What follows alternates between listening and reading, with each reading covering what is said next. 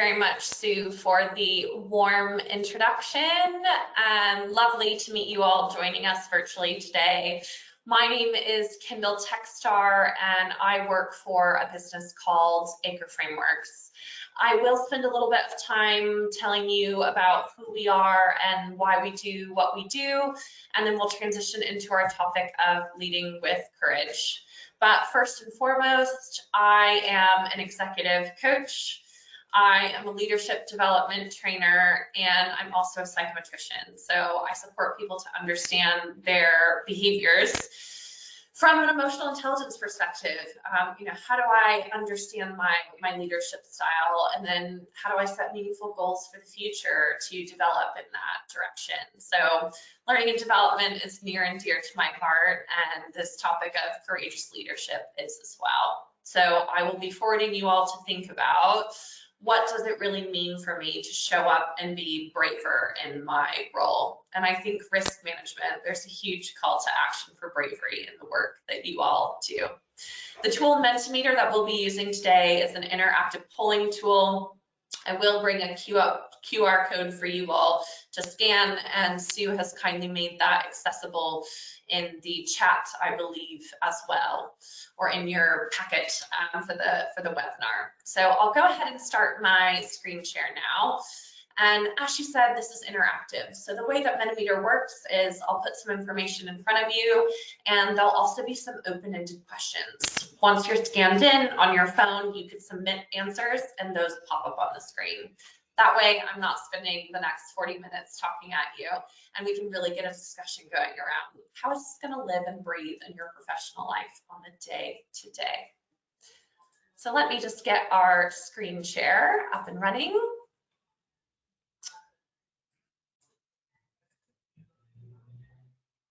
So I will start out by bringing up that QR code for anyone who hasn't seen it yet.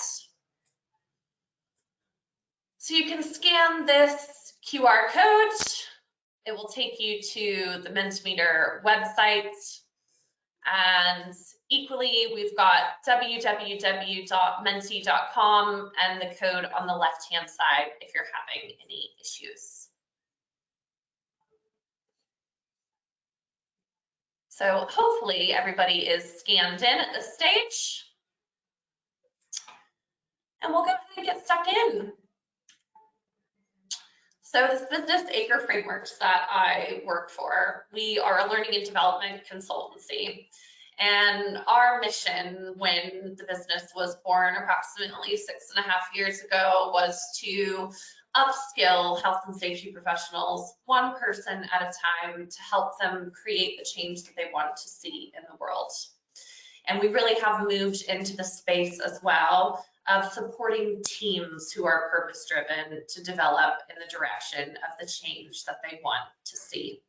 So we work with businesses of all shapes and sizes across the globe to understand their behaviors in order to develop.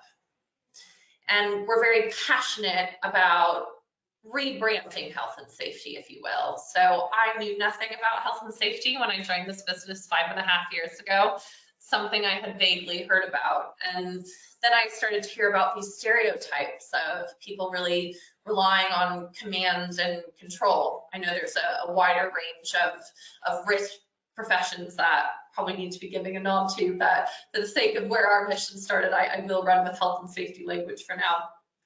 And moving away from, I tell people what to do, and I hope that that is going to lead to the behaviors that are going to get people home happy, safe and well. Or we move into this place of advising and coaching, engaging people in the vision for the future so that they actually take accountability for owning risk and managing risks themselves. So our inspiration for today's session is the work of Dr. Brené Brown, and we're going to be working through some facilitation exercises that she actually makes available publicly. She is such an amazing resource. I will download this Mentimeter presentation and send it through to Sue to have available. So by all means, take some notes if you'd like, but you will have this for reference later. In particular, a book that I have so much time for of Brené's is Dare to Lead. For people who aren't big bookworms, don't necessarily feel like they have the time to sit down and read, she also has a fantastic podcast called Unlocking Us. She is a Texan psychologist, and she actually started her career out researching shame. And that work on shame led her to start to unpack this word vulnerability and ultimately that connection to courage. So I'm going to get you guys thinking today about what does it mean for me to be vulnerable and how does that translate into courage. So I want to tell you a little bit about some of the research that I did about 2.5 years ago now, because in my own qualitative research, this topic of bravery came up in its own capacity. So I went out and I interviewed approximately 92 senior leaders, and I asked them questions like, what are the key skills that health and safety professionals need for the future? What is the difference between someone who gets the job done and someone who creates seriously long-lasting change? And you'll notice there's 8 competencies here that bottom line this research. So when we develop people, we put them in programs where they're able to hone in on these specific skill sets and flex different muscles. Just want to direct your attention to this innovation and courage piece, one of the competencies that emerged from my research. And this is the language that my leaders ultimately, when I summarized it, came up with here. Demonstrating professional curiosity, thinking creatively, questioning the boundaries of conventional practices, and taking intelligent risks. Possessing confidence and bravery to back your own beliefs, even if they're initially perceived as controversial, and a willingness to be vulnerable in the presence of complexity, uncertainty, and ambiguity. So interesting saying taking intelligent risks when I'm speaking to risk professionals. So it is, how do we make these things possible without being a barrier to business? You know, how do I look after this business whilst also facilitating it grow and perform? If you want to learn more about our research and more about what we do, I'll have a QR code at the end that you can scan to get access to some of the work that we share.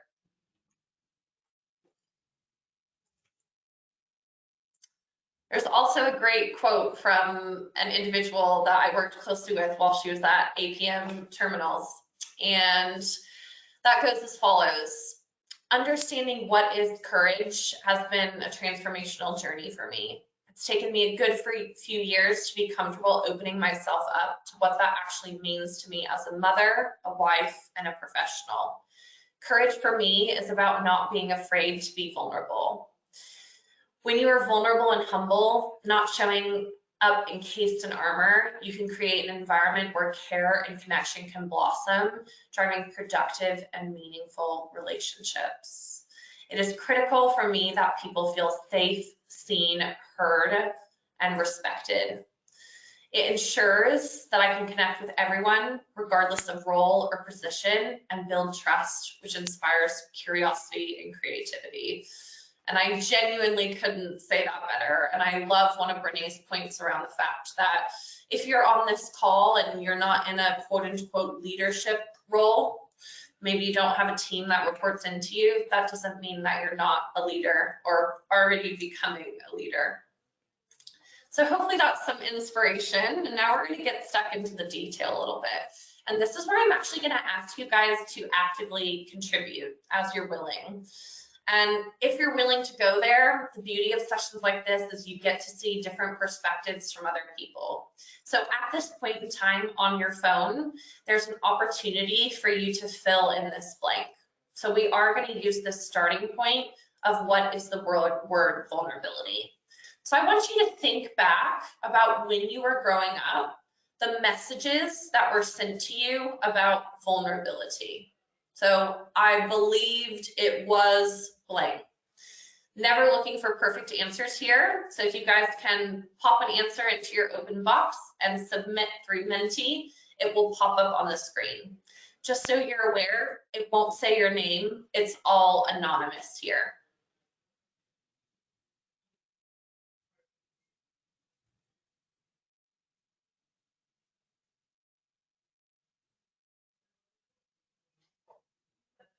So a couple of things that have initially come up.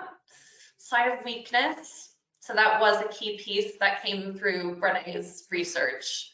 It's no-go, it's not a good thing, it's not something that you admit to.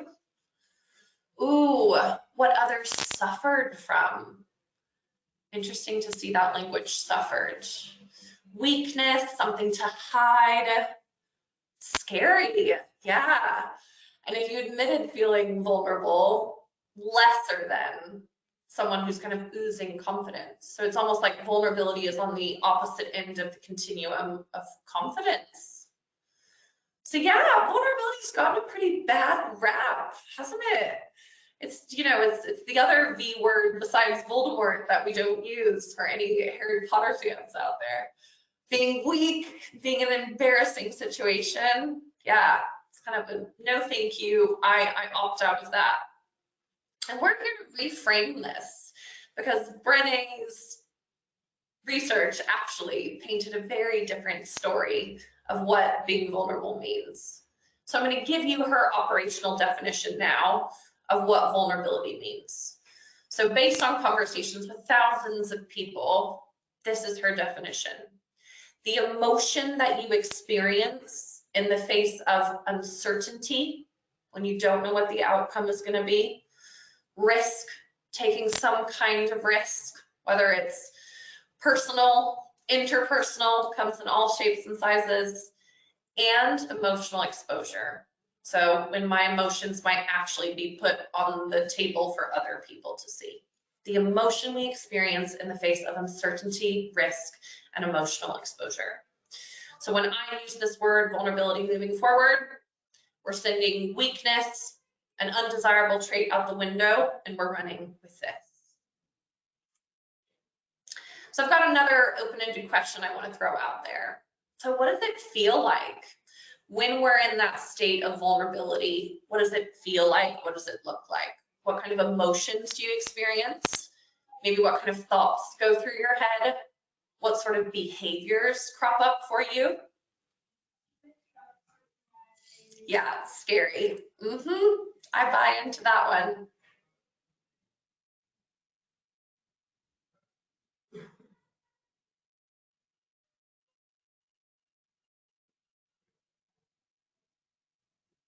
Give another beat or two to see if anyone else has a thought to contribute.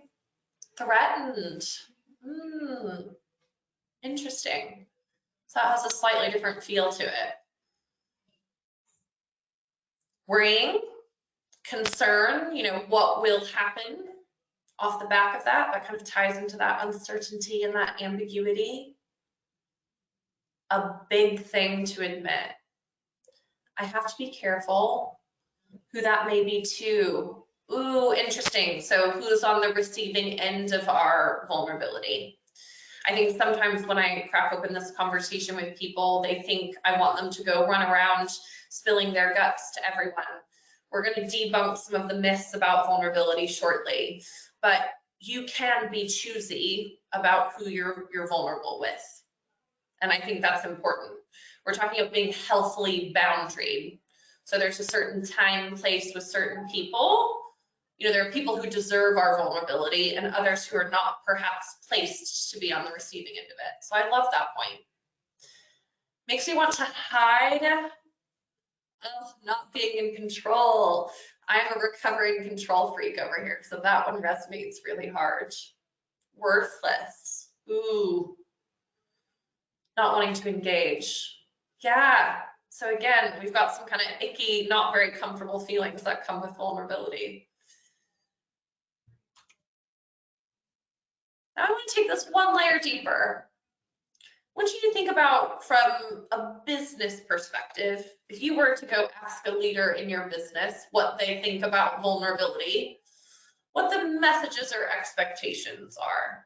So you've kind of thought about what has it meant for me growing up? What does it feel like? I'm wondering how your business perceives vulnerability. We're going to make a really important distinction here on the next slide.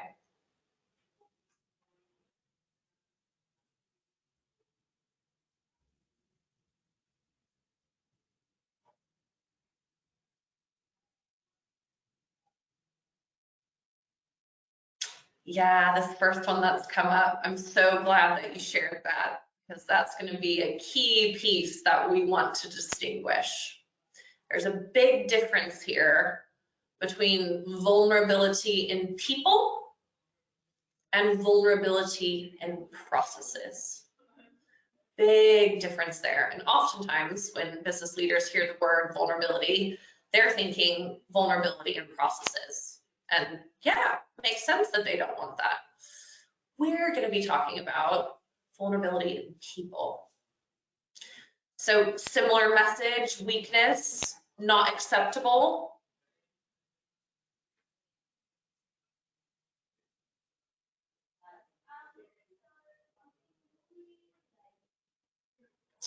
Okay, so this third perspective, it kind of depends on who you're talking to. So different stakeholder groups would feel different about it. Maybe perhaps at that middle management level has to do with, accountability for how things play out. It's kind of wanting to control, get rid of that vulnerability if we kind of link back to the processes piece. Just get on with it from some, others be vulnerable as it creates reflection and opportunities to change. Okay, so this one starts to get into the human-centered aspect of what we're talking about. So growing is a very vulnerable process. We don't know what's going to happen, the uncertainty piece. We're actively taking risks to stretch outside of our comfort zone. And you know what? Personal growth has some ups and downs, and it can bring up some big feelings for us. Consideration, whether strong enough for the role within the business. Yeah.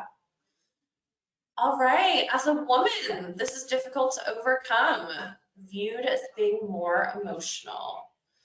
So not everybody is equal here. There are some perceptions about, who is maybe more allowed to be vulnerable and who isn't. And that impacts who would feel safe showing up and being vulnerable, and who would feel, perhaps if we go back to language from a previous slide, it feels a bit threatening. Right, you guys have got some great juices flowing here to start to share where you're coming from. And I'm going to give you some insights from a Dare to Lead facilitator who's become a friend of mine in my professional network. If you're on LinkedIn, do look him up, Ade Adeniji. He's a coach, a former leader in HR, and just a fantastic human being. And I wrote an article with him, and I loved the way that he bottom lines this difference between vulnerability in people and vulnerability in processes. So the risks highlighted in the context of vulnerability is to do with people and relationships, and not to do with systems and processes. It's important to make that distinction. It's crucial for organizations to have processes and systems in place that minimize risk or quote unquote vulnerabilities. People are not processes or systems. People manage those processes and systems. Taking vulnerability out of human relationships is like having machines with no emotional intelligence. Love that quote. And we're going to keep going deeper here, guys. So I've been alluding to these myths about vulnerability. Renee has bottom line 4 things where people get their wires crossed a little bit, or perhaps they've bought into some narratives that aren't really true. And one of them we've started to identify. Everything in her research was screaming quite the opposite. Actually, it's a big act of courage to lean into vulnerability rather than it being a weakness or a limitation. And there's a piece around like selectively thinking you can choose to do vulnerability or not. And especially people who are in those kind of leadership roles or see themselves as leaders. If I make myself vulnerable, I'm supposed to be the one that has it all together. We almost think that we should be this, statuesque figure that doesn't have their moments, like almost isn't human beings. That's the thing. Every single one of us is human being, and part of the human condition is being vulnerability. So yeah, not true either. The third piece, this one's so important. If you think back to what I shared a couple of slides ago, sometimes people think that vulnerability means spilling your guts, your deepest, darkest secrets to anyone and everyone. You can be vulnerable without sharing anything about yourself, actually. Brené has a great video that we don't have time for today, but if you Google the difference between empathy and sympathy, Brené Brown, she breaks it down beautifully. And just being in a place of empathy is a vulnerable act itself.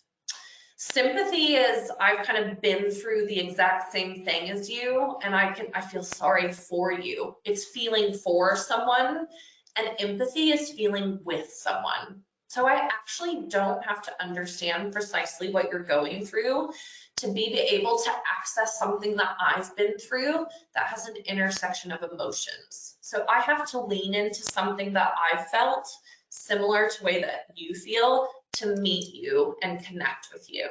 So that is a vulnerable experience in itself, and I don't have to share anything. You can just feel that I'm there with you. And lastly, you can be vulnerable without being comfortable. If we go back to that slide about what vulnerability feels like, let's just hop back to that to really hit this home. Scary, threatened, worrying, not being in control, all of these things, it's a bit uncomfortable. Brené Brown says you can choose comfort or you can choose courage. You don't get both. So inherently, when we're leaning into vulnerability, it's not necessarily going to feel fun. It's not going to feel easy. But if there's a meaningful goal on the other end of it, if we are answering our call to action to be a braver leader, it's worth going there. So I want you to think about our 4 myths here. Vulnerability is weakness. I can opt out of vulnerability. Vulnerability means sharing things about myself, or it has to mean always sharing things about myself. And then I can be vulnerable without being uncomfortable. Sorry, that should say uncomfortable. I want you guys to think about which of these you need to unlearn most. So in other words, these are narratives that to some extent you all have bought into at some point in your life. Some of these narratives will be quite ingrained, and other ones may not have as much of an impact on you. So this is a scale. So for example, before I encountered this work and started to do some self-exploration, I really believed that vulnerability was weakness. So many messages I've received from the world around me said so. So I would have put this at a 5. There was a lot of rewiring that I needed to do to change how I felt about that myth. I also sometimes felt like I could opt out of vulnerability, probably would have put myself in the middle way, depending on the situation. Didn't so much think that vulnerability had to mean disclosure. I could see how just showing up and being with someone was it. So I probably put that at a 2. And then you can be vulnerable without being uncomfortable. Boy, I tried to figure out every single way on this earth that I could perhaps do it, but also stay in my comfort zone. So that's the ask here. Thinking about which one of these is the biggest growth area for you. Where do I really need to do the most unlearning to reframe this topic for myself? So let's see. Got quite the spread on this one. Same goes. Bit more of a peak here. Nice, perfect normal curve. So yeah, sounds like a little bit of rewiring of this for a couple of people. Everybody's on a different journey here. More of a trend. Thinking about how can I just be empathic rather than sharing things. Okay, so I want you to think about, we're in these sessions and you're gathering insights, but where you get the most out of taking this hour out of your day is if you take an insight and turn it into action. So if you pick out one of these myths that resonates the most, that you feel like is the stickiest for you, that you're buying into, What is an action that you can take off the back of today to try to chip away at that myth? If I, for example, took number 4, sometimes I still, oh, this myth is very tempting for me. What is one thing that I can do this week that's going to require vulnerability, and I'm going to be really willing to sit in the discomfort? So I'm not going to run away from it. What does that look like? Might be a brave conversation that you were thinking, oh, maybe I'll opt out of that this week, because it's going to be a really difficult, uncomfortable conversation, and saying, you know what, I'm making a conscious choice actually to do the opposite. So turn those insights into action for me. Brene also has a great concept about assembling your armor. We go back to that quote from Ruth Gallagher. She talked about showing up being encased in armor. The minute we feel vulnerable, you know, kind of weak, soft, I build layers up on the outside to try to cover up that vulnerability. So all of us are going to have different ways of assembling our armor when we're feeling vulnerable, and we choose not to do it. Nope, I don't do vulnerability. I'm going to hide that in some capacity. Just to give you an example of that, I think one of my go-to means of avoiding vulnerability is especially when it comes to emotional exposure. I was raised by a single independent mom, and there were a lot of messages for me growing up about you need to be able to like figure everything out on your own. Like you need to really stand on your own 2 feet, and you know, don't lose it, like keep it together. So if I ever get in a difficult situation and I'm feeling quite emotional, I get so hyper rational. So I strip all of the emotion of the situation. If I'm in an interpersonal interaction and someone's picking up on my emotionality, it goes beyond healthy self-management. I just get super hyper rational, and I create a wall in between myself and the other person so they can't see those vulnerable feelings that are coming up for me. That's an example of knowing what your armor looks like. And when you have that self-awareness, you can choose to do something different. So I want you guys to think about, for you, when are you most likely to armor up? At work or beyond? So if you're taking some notes right now, perhaps just jot a thought down on paper, or just do some mental reflection here. When are you most likely to armor up? And think about what that armoring up process looks like. What are the behaviors? What are the thought processes? What are the emotions? And when you're aware, I invite you to keep an eye on that. So again, insight into action. This is when I'm most likely to create an arm's distance between myself and vulnerability. I'm going to keep an eye out for that, those little red flags. And then I'm going to choose to do something different. Brene Brown describes perfectionism as a 20-ton shield. And I'm also a recovering perfectionist. And I remember reading that in one of her books and thinking, yes, you think carrying around this armor is helping you, but it's actually breeding disconnection, and it has a big cost. And if I think about risk management, you all encounter some difficult situations where it can be quite easy to try to armor up, especially when we talk about when things go wrong and ownership of risk. You know, it's very easy to say, whew, yeah, not my fault, maybe chat to that person over there. If we talk about blame culture, for example, that involves a lot of armoring up. So how do we let our armor down? I'm going to leave you with that. And I love this quote from Susan David that's going to transition into the last period of me sharing with you all, and then we'll have some questions. So Susan David, so much time for her. She's a Harvard psychologist. She has a book called Emotional Agility for anyone who's interested in some formal learning. And this quote from her, just bottom line, so much of what we've been talking about today. Your goal here isn't about never being afraid. It's, in her words, courage is fear walking. So, you know, do it afraid. I recognize this is uncomfortable for me and it's out of my comfort zone anyway, but I'm going to choose to live into my values. I'm going to choose to be purposeful, and I'm actually going to be courageous here. So it's not the absence of fear, but fear walking. So the final reflection I want to leave you with here is, when you think about how you want to show up and be seen as a leader, and we can talk about being a leader in your business, in your family, in your friend group, in your church, whatever it may be, what do vulnerability and courage look like for you? Each of us will have a different call to action here. Anyone is a leader. It doesn't matter if you're high up some kind of hierarchy or not. So I want to ask you guys to fill in this blank. What is your personal call to courage as a leader off the back of what we've reflected today? I'm asking you to blurt your intuition.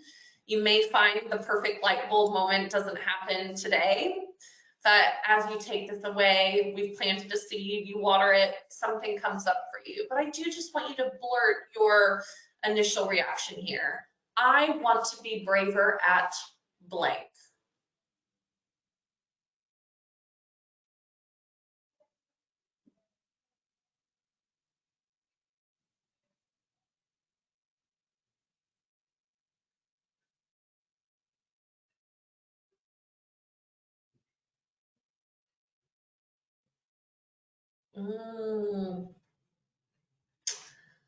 So being honest and inspirational, allowing other people an insight into what being human looks like. Courage truly is contagious. I know when I've seen vulnerability in other people, you're like, oh, like I want some of that. That's what it means to be human, that human connection. I love that first response.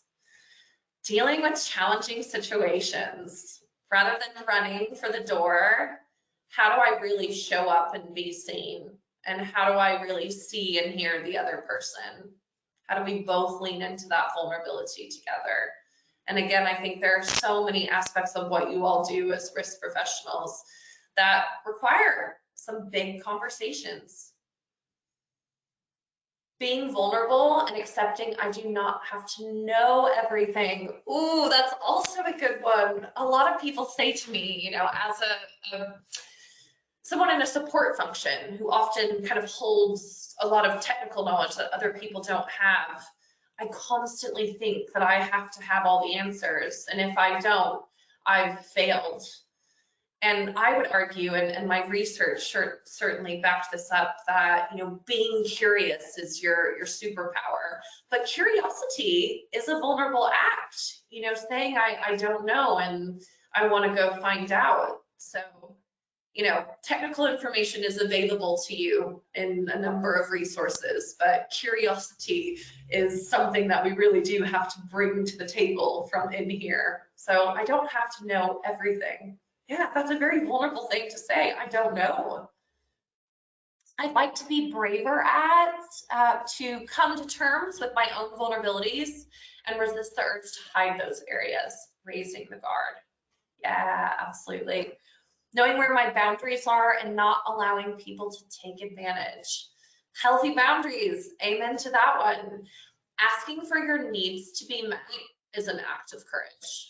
Knowing what that is, asking for it, and ultimately respecting other people's boundaries. Love the boundary conversation in relation to this. So for anyone who's still in the call where you're thinking, oh, I don't quite have it yet, that's all right. This is a big question. This is a big conversation we're having. So I would definitely invite you to continue to chew on this a little bit. And once you have your call to courage outlined, think about on a weekly basis, how can I show up and live into that call to courage? If courage is a personal value that you hold, it's something that you're constantly striving towards. It's like a compass when you have difficult situations that crop up or in your decision-making processes. It gives you that steer direction. How am I going to live into courage as a leader? So I mentioned there's a QR code I bring up at the end. Our head of partnerships has an ongoing blog called 5 Minute Monday. It's a bite-sized, kick your week off dose of all things personal development, quotes, directs you to different types of formal learning. So if this interested you today and you want to see what else we bring to the table for risk and health and safety professionals, do give us a follow, www.agerframeworks.com. You can learn a little bit more about our development programs. And there's also a link to my white paper, the research that I've been referencing.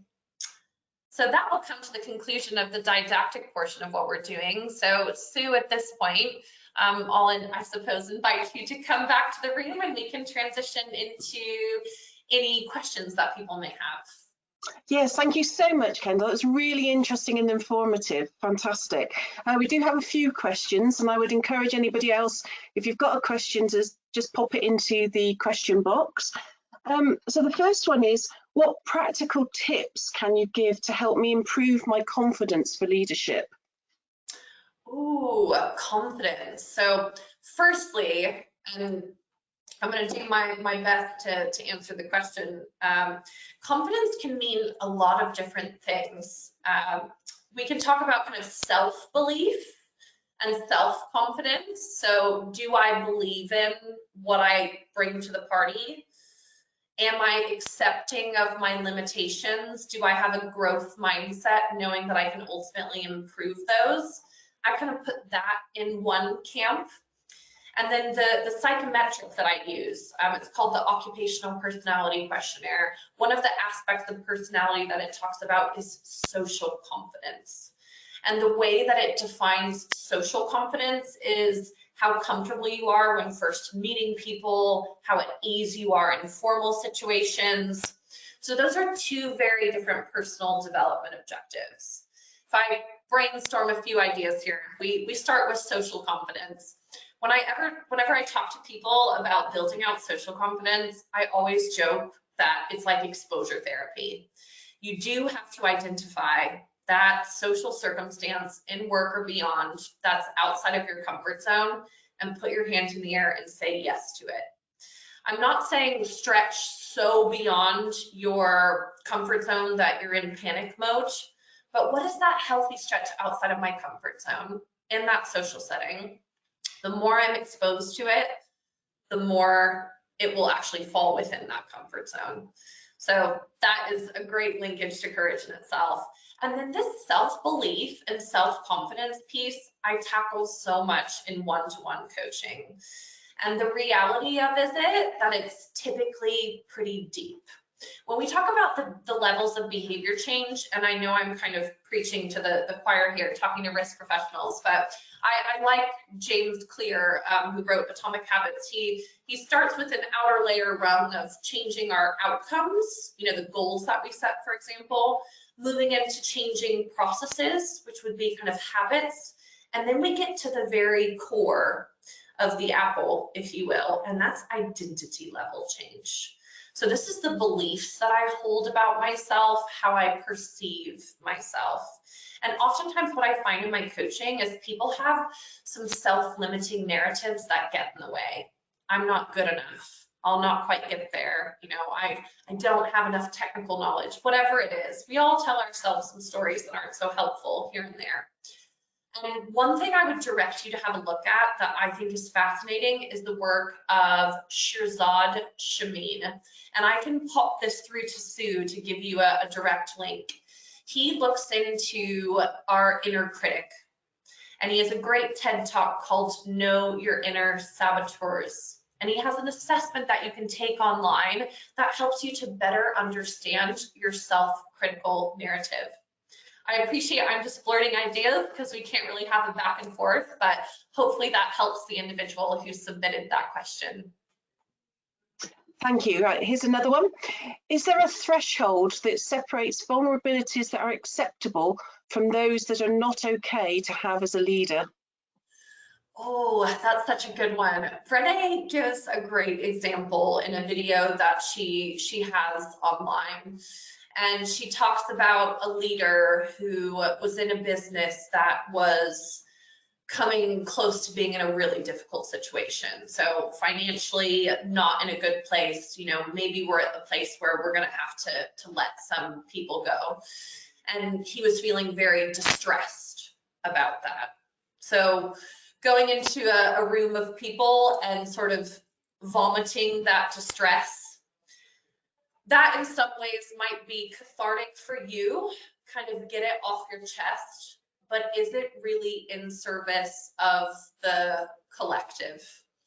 So I thought that was a really interesting point she made, that probably isn't healthily boundaried vulnerability. And it also probably has to do with the audience as well. So maybe you do have a trusted peer at the same level in that circumstance where you could have a confidential conversation about that, you know, in service of how do I figure out what to do next to turn this around? So I think intention is really important here. Why am I being vulnerable? Who is it servicing? Is there a mutually beneficial conclusion in some kind of capacity? Does it foster human connection? So I think I would direct you to think about what the intention is of it and who your audience is. The layer of trust and safety both ways when it comes to communication between you and that audience. Okay, thank you. Another question is, how do I become comfortable with being uncomfortable? Yeah, so one of our myths was, you know, you can, maybe I can be vulnerable without being uncomfortable. So I think what you're saying here is how do I lean in? What does that look like? And I think that social competence example I gave is pretty spot on there. So it is having a meaningful goal. You say, you know, this is something that I want. Make that goal juicy and exciting. Paint a picture of all of the outcomes that you're going to get from answering that call to courage. So let's maybe use the example of, you know, giving hard feedback. That's my call to courage. And boy, in the past, perhaps for me, I felt a little more uncomfortable doing that. We really embody radical candor in the business. But if that's my development objective, and I want to get more comfortable doing that, it is here's the outcomes, here are the benefits for me and other people, and I'm engaging in values-led action. So if we go back to courage is a personal value that I hold, I'm going to actively commit, make a powerful conscious choice in the direction of that goal. So this could be a big one-to-one coaching conversations. These are the topics that I love to get stuck into my sessions. But when you think about that, I want to be braver at statement. I'd love for you to operationalize that. Like I said, every week, come in and think about what is a baby step. For example, if we go back into the direction of having more difficult conversations or giving feedback, what does that small step change look in that direction? And maybe, you know, you take this back to your line manager, a trusted peer, and you get stuck into a brainstorm about it. What does that literally look like on the day-to-day for me? It will be different for every single one of you. But if you choose that it matters and you stay ferociously committed to it, that's a great starting point. Okay, the next question is, how can I make my company be more accepting of vulnerability?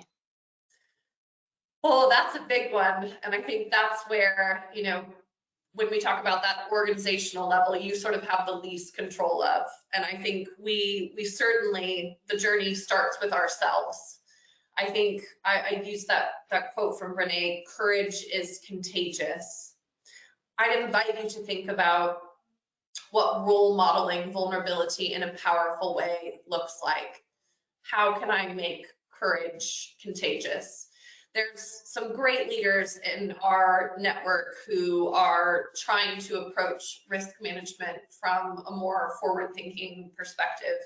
And you know, these individuals are going to have access to exec leaders. So it also really depends on kind of where you sit within the business, who your audience is, whether it's shop floor or, you know, executives. That would probably look quite different. So for the sake of a session where I can't really have a back and forth with you, I would probably say start here and think about role modeling vulnerability in a different way. There might be a bigger conversation at a leadership level about reframing what vulnerability means, moving away from vulnerability in processes, that being the perception, to the benefits of vulnerability in people. So maybe, you know, how do you get that kind of a conversation going? How can you maybe network if you aren't necessarily placed to have that conversation at a high level to get that conversation going? Super, thank you. I'll just check to see if we've got any more questions coming through.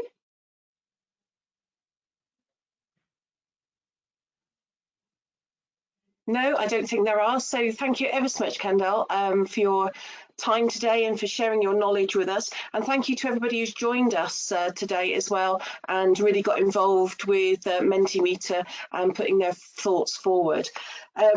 I'll put the recording on YouTube either later today or tomorrow, so you'll be able to catch up or recap on anything in your own time. Thank you, everybody, for joining us. Thank you again, Kendall. Enjoy the rest of your day. Bye-bye.